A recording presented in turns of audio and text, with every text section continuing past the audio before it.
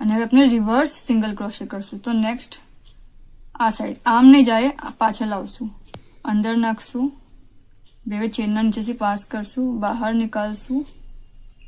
Okay, આ બે loop આવશે, એને સિંગલ કરશું, ફરીથી અંદર નાખશું, બહાર નીકાળશું અને આને સિંગલ કરશું. રિવર્સ સિંગલ ક્રોશે, અંદર નાખશું, બહાર નીકાળશું, કાંટા પર બે લૂપ આવશે, અહીંયાથી અંદર નાખશું જેમ આપણે નોર્મલ અંદર નાખીએ છીએ, પછી બહાર નીકાળશું, કાંટા પર બે લૂપ આવશે, પછી એને સિંગલ કરશું.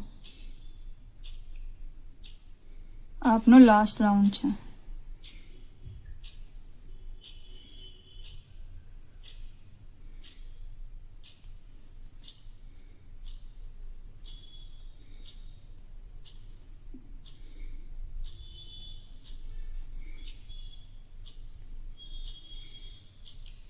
જસ્ટ અંદર નાખશું, બહાર નીકાળશું અને સિંગલ કરશું.